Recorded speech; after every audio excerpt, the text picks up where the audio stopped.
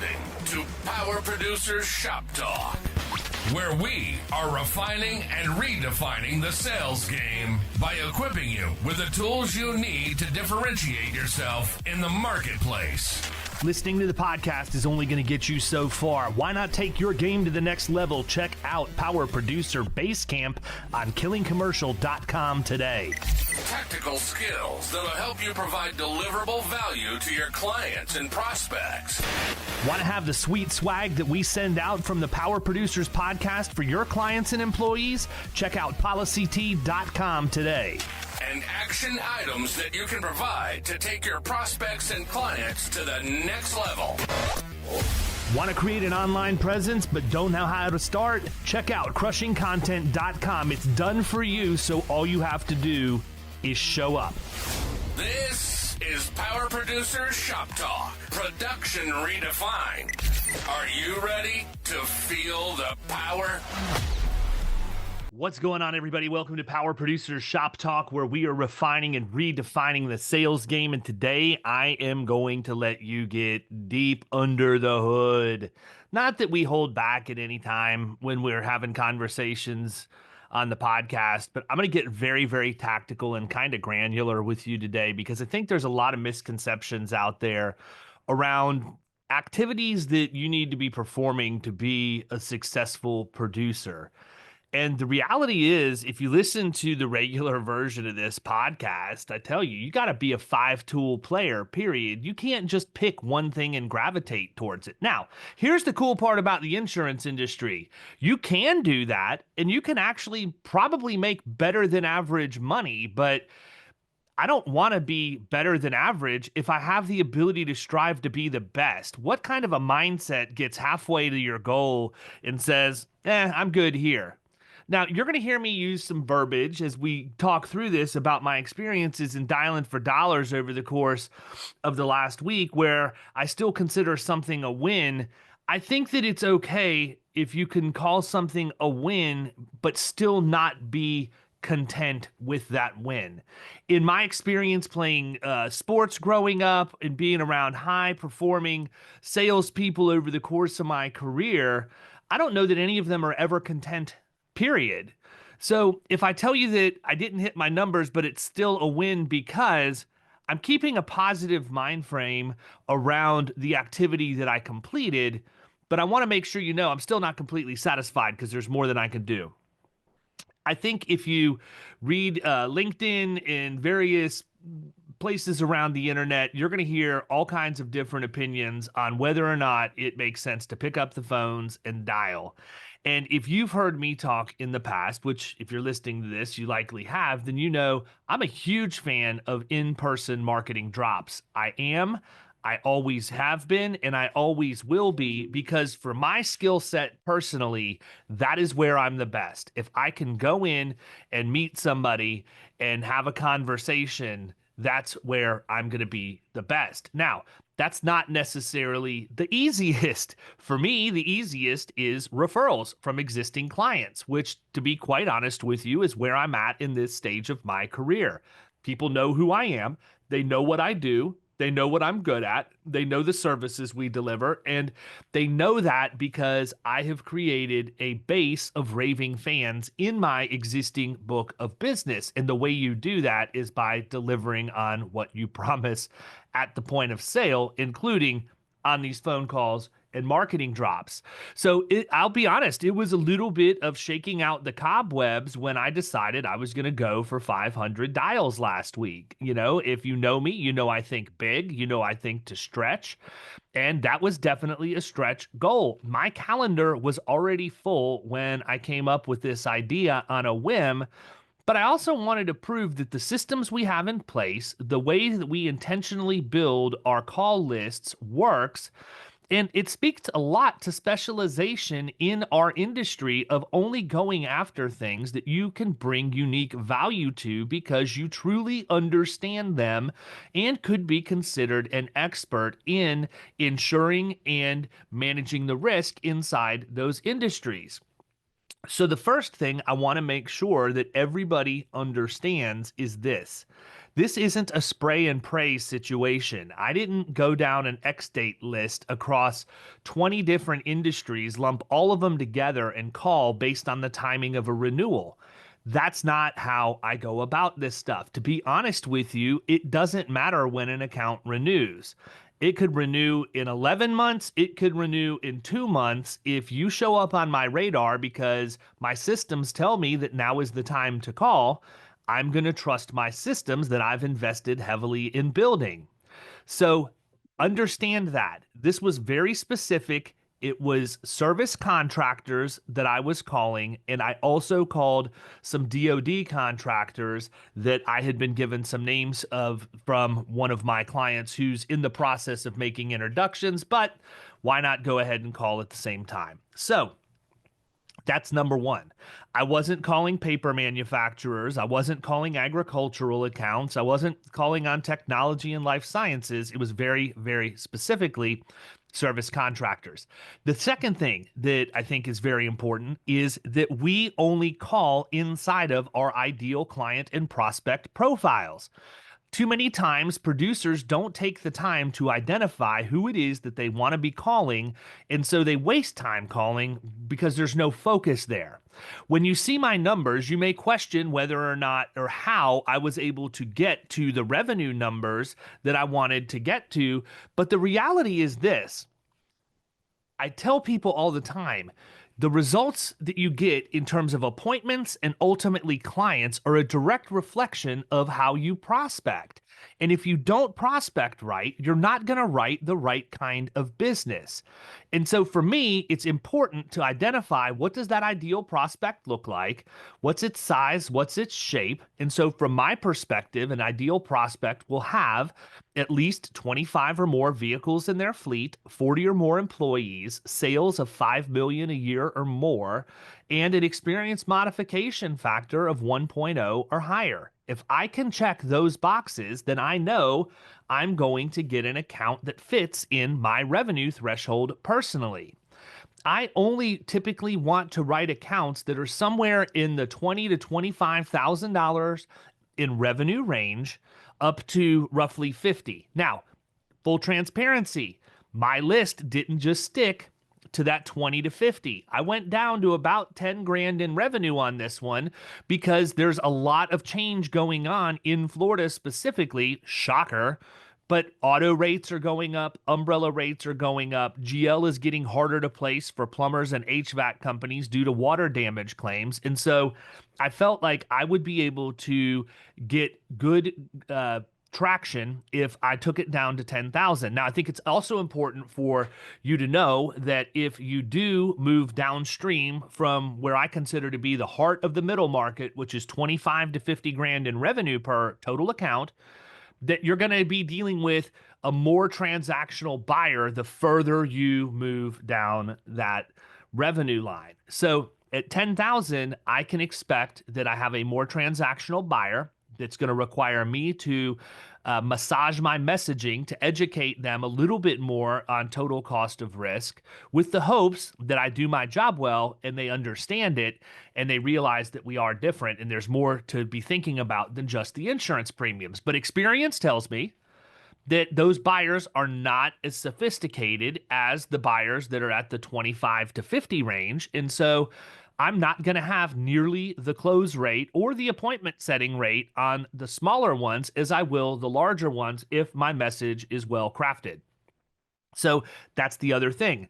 If you tell yourself you only want to write accounts between 25 and 50,000 in revenue and you build your prospect list with accounts that are 25 to 50,000 in revenue and you only call on accounts that are 25 to 50,000 in revenue, then guess what? It's magic. You're only going to write accounts that are 25 to 50,000 dollars in revenue. It's really that easy, but we make it so complicated because we get distracted. But for purposes of this exercise, I went down to 10 grand. I went up to 50. I didn't book any that were that big because they're usually a little bit longer, but I hit on a couple that were right in that $20,000 per account range that seemed like reasonably good opportunities.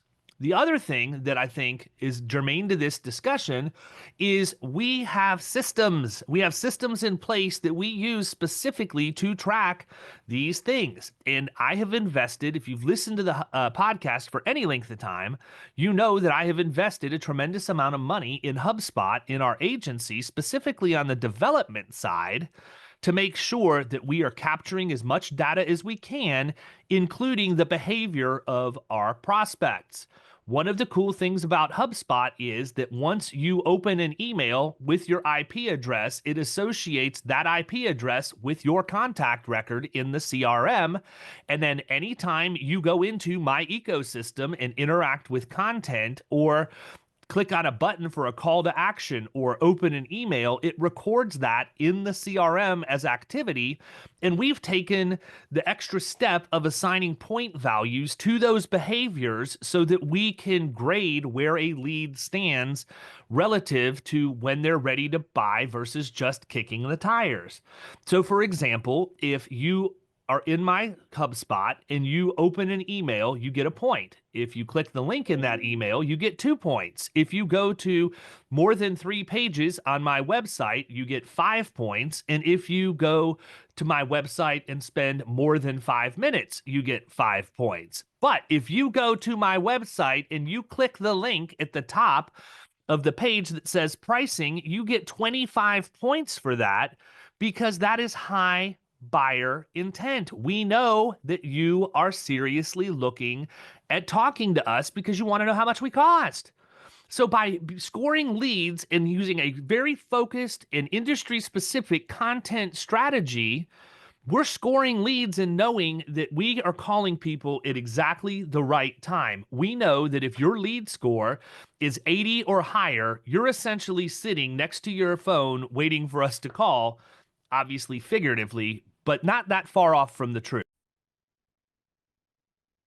So knowing all of these things, it probably makes it a little easier to understand why I actually was able to get some good, solid appointments from my calling efforts. And it's not an accident. Obviously, I've been in the industry for 20 years, but what I will tell you is it is not as easy as saying, hey, I'm going to call today, sit down, call, and all of a sudden, boom. As you can see, if you followed along with me on LinkedIn last week, first day out, I made over 40 dials and put up a goose egg. I got absolutely nothing. And so that was good because I needed to get my teeth kicked in a little bit to remind me that not everything's going to go my way every single time. Number two, I needed to prove to myself I just get back up, dust off, and go back at it the next day, which is what we have to do to make it on the streets. Now, I'm not going to go into a ton of detail around the actual mechanics of the calling and the scripts and all of that, because I'm a big believer in you need to modify that to your audience, your ideal prospect, the information that you have. And so by me having that information, it made it easy for me to start conversations around OSHA or the experience mod. But one of the things that I talked about in my LinkedIn newsletter, which, by the way, if you're not subscribed to the Revenue Roadmap on LinkedIn, I encourage you to check it out. I put a new edition out every Tuesday and try to give you good information that's actionable that you can use to change how you operate and maybe just try a few things that are new and have worked, for me or other people that maybe I've interviewed on the podcast and stolen from, quite honestly, that we share with everybody. So check that out. But I'm not going to get into as much with the mechanics of the actual calling. There's a couple of things that I think are really important that I was reminded of last week. Number one, it's got to be on your calendar. You have to block the time. And when you do that, it can't be as simple as just blocking the time. You also have to remove any distractions that would keep you from making your calls during that time. So one of the things that I've always, been an advocate of is shutting off your email, meaning X out of it completely so you're not getting any notifications, putting your phone on do not disturb, putting your cell phone on silent, And that way you can concentrate on the task at hand. And this applies to anything. It's not just if you're going to dial, it could be if you're going to dial, it could be if you're going to work in your management system or enter data into the CRM. If you need to have full concentration, I have found that the best way to do that is to work for 50 solid minutes out of every hour by removing all distractions. And then for the last 10 minutes of the hour, check my email and my phone to make sure that I'm staying on top of communication and I didn't miss anything pressing from any clients. So, I think that we're in a day and age where we have instant gratification issues and we want our clients and our prospects to know that we're on top of things. But I also think we need to realize that as long as you get back to somebody in a reasonable amount of time, which could be an hour or two, that's okay. You don't have to answer right away. You don't have to pick up the phone every single time they call. They don't do that for you, so that shouldn't be the expectation on our end as well. Realize some of you are going to completely disagree with me, and that's okay. I'm just telling you what's worked for me. And with me already having very well documented and diagnosed ADHD issues, I have to do what I can to manage that. And for me, it's working hard for 50 minutes, blocking out the last 10 to get caught back up, and then starting over again. So get it on your calendar, get that time blocked. The other thing that I think is important is you need to have a goal. Like, what are you setting? What are you going to try and achieve? For me, I wanted to get 500 dials, which was 100 a day. I didn't even get half of that. I got great results. I mean, from a potential revenue standpoint. But if you looked at my LinkedIn newsletter, I also did all of the extrapolation to show you what I would have actually achieved if I had the same uh, success rate if I actually got to my 500 dials.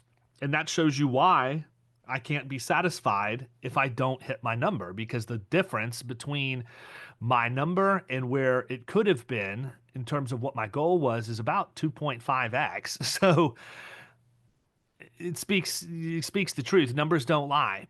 The other thing I wanted to make sure of is that you understood kind of how we use the data. And this is something I think that's very valuable regardless of where you live in the country. Now, in my situation, we get a lot of publicly accessible data on clients and prospects at no cost. Florida is a government in the sunshine state. Almost everything is public record. And so it's very easy for us to get those things. If you are in a different part of the country, it would likely be a little different for you to get those things, but you can still get the majority of what I get here. But in Florida, if we go to the Department of Financial Services website and subsequently the workers' compensation proof of coverage database, we can get a lot of information that makes it really easy for us to build out a nice call list. The things that I like from there are the X date, the carrier that is on the account, whether or not that account is in an employee leasing relationship with that carrier being the master policy. And then also, if you export that list, as opposed to just looking at what they give you on the screen, they give you quite a few other data points, including the agency that's on the account. Now, if you read my LinkedIn newsletter where I talked about that, then you probably are thinking that I'm targeting a very specific agency. And you're right, I am, but it may not be what you think.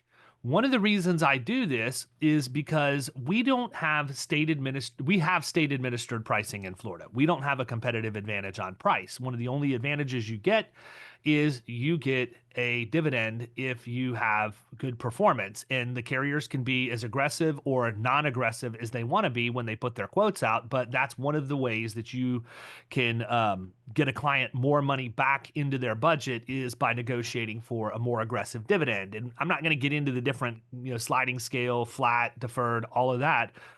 Just know that that's literally one of the only things that you can do to differentiate, other than, the general credits for a contractor credit, safety credit, drug-free workplace credit, which those could also add up to 10% or more depending on industry and size of the account. But what I'm looking for is accounts that are with a very specific carrier that are with a very specific agency. And in Florida, Guard as a carrier, good carrier for us, have nothing negative to say about them, but they don't have a dividend on their workers' comp unless you're in one of a couple of select classes. Service contractors are not one of those. And so if I see a workers' comp policy that's with Guard, then I know that I can improve if I can get an audience and ultimately move that account to another carrier who would have a dividend available for that client. The other thing I know based on conversation is that ADP, the payroll company, writes roughly 40 to 50% of all workers' compensation premium that Guard writes nationwide. So I know that if somebody's with Guard and the agency that's associated with that is Automated Data Processing or ADP agency or any of the number of entities that they have listed in there, that they're buying their workers' comp from a payroll company, not an agent. And they're likely doing that as a matter of convenience because they don't want to have the audit swings at the end of the year. So they buy it, it's pay as you go, and they feel like they're just giving themselves a break from the headache of an audit, and they don't have to worry about making payments every month. It's just automatically handled with payroll. That is an ideal prospect for me because we can do the exact same thing and we have the ability to put them into a different carrier that's on pay as you go, but also has a more robust dividend than zero. And in many cases, you're looking on a reasonably sized account at being able to capture 30 to 40% back for your client in a year where they have no losses. So it's a huge win for them and it's a win for you. But the caveat to all of that is that ADP will tell your client or your prospect that the only way they can administer pay as you go and them keep the ADP relationship is if your client leaves the workers' comp with them. That is not accurate. That might be ADP's policy, but your client can still use ADP for their payroll company if they're married to them. They can also use you to place their workers' comp, and that's when you introduce your prospect to RPM, Reliable Premium Management. We've had them on the podcast. We have a relationship with them at the agency level, and a lot of the Killing commercial agencies use them as well. RPM is a third-party interface. By the way, let me step back. This is not a commercial for them. I'm not getting paid any kind of affiliate revenue. They are not any kind of a sponsor for anything that I do. I'm just sharing a tool that we use in our agency that other agencies in my ecosystem have used and have been very successful. So I just wanted to get that out of the way. But what RPM does is they're a third-party interface that can take any payroll company and any workers' compensation carrier and make that policy pay as you go. They handle the pay as you go piece. So ADP doesn't even know that RPM is involved if the workers' compensation is moved from them to your agency and you're using RPM. They get the reports that they need from ADP. They fill the information out. They withhold that money. They pay the carrier on your behalf. And they do that for pretty much the same weekly or biweekly or monthly fee that the payroll company charges. And by the way, the payroll company does charge a fee for that. You just need to dig to find it. But your client likely doesn't know, so you need to know that up front, that they're not spending any more money to go to RPM and whoever the carrier is that you mentioned than what they're already spending. They're just going to have an opportunity to bring more revenue in.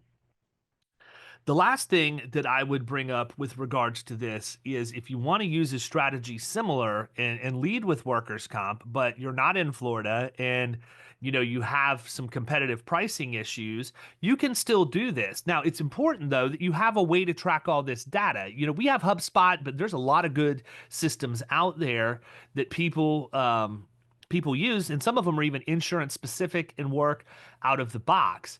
You got to have a place to store this information because if you don't, you're not building a historical record, and it makes it much more difficult because it's almost like you're starting over at zero every time you call year after year after year. But this is my tip for everybody who is in a state where you can't go and get this kind of information. So you may have to go to a couple of different sites, but not that big of a deal in the world of multiple monitors, right? So, one of the strategies that we've taught inside Killing Commercial is to focus on companies with high loss cost multipliers. And you may find in your area that your payroll companies are writing workers' comp, setting it and forgetting it. And over time, the company that you're calling on, your prospect, is in one of the underwriting companies with a carrier that is a much higher loss cost multiplier than they should be in based on their loss history and their experience mod. And so if you can track which companies per carrier have the higher LCMs every time you see one of your prospects is with those carriers, you know that you can have the conversation around moving them to a carrier that would, more reasonably align their loss cost multiplier with their loss history and their experience mod and ultimately save them money. And in some cases, it's as simple as an agent of record letter and then changing to a different underwriting company at renewal. And the way that you do this is you have to go to two different sites in the states that you can't get this directly from your state. Sometimes you'll go to the coverage verification site, and I forget the name of it, but several states use this same one where you can go in and put in the company name, and it'll return you the carrier that they're with, the policy number, and it will say this is in effect. This policy is in effect as of today. Well, it gives you a carrier and it gives you a policy number, but it doesn't really give you the expiration date. You don't have the experience mod or any of that stuff. So if you want to buy mods, you can do that by going to ncci.com, and they're $6 a piece with your Risk Workstation account. And you do not have to be the agent of record letter to buy the number. You have to have it to buy the actual worksheet, but not the number itself. And so you can buy that if you like, but if you don't want to buy that, you can still go to Risk Workstation. You can look up that company, and when you go to the table where it shows you the experience mods that are available, look at the rating effective date for the experience mod, and if it's the same date, all the way down that column, you can assume with about absolute certainty that that's the expiration date on the account. It's the rating effective date of the mod, so it should be the X date on the workers' comp. So now you have the carrier, you have the policy number, which that doesn't really do you much, but you have the X date, and you may have the mod if you bought it. What you don't have is the agency that they're with. But if you use the law of large numbers and understand how the statistics work, 40 to 50% of all workers' comp is written with Guard through through ADP specifically, and that doesn't even count other payroll companies. You got a 50-50 shot of any Guard policy you prospect being with a payroll company. So the strategy is still going to work. You're just going to have to validate that. All of that to say, it's not a shot in the dark. This is thought out. There's strategy here. There's a revenue bracket that we stick in between. We only call our ideal prospects. If I called something that we don't have risk management services for, or that our tech stack doesn't support, then all I'm doing is selling insurance at that point, and that's not what we do. We want to go in and work with somebody on pre-injury management. We want to go in and work with them on return to work. We want to go into our plumbers and our HVAC companies and help them establish a quality control program. And we do all of these things with the technology that I've invested in at the agency, and we record all of that inside of the CRM, so we have a complete record on every single client and prospect that we engage with. That doesn't sound like spray and pray. That doesn't sound like we went into Reference USA and looked up a specific class code and then just pulled a list blindly. There's a lot that goes into this that leads to the success. So when you hear people out there saying, hey, cold calling doesn't work, cold calling's a waste of time, I would challenge that they're not doing it right, because it's not a waste of time and it does work, but you have to do it the right way, and you have to put effort in and have a system just like anything else that we do in our roles. But if you're just going to print out a list and call, yeah, that is a waste of time. It's no different than you putting on a blindfold and going door knocking to do marketing drops. It's no different than you not having a curated list of emails and attempting to do email marketing. It's no different than you going in and just starting to blog about complete nonsense without a strategy that's industry specific, that solves problems that people would be searching for on the internet.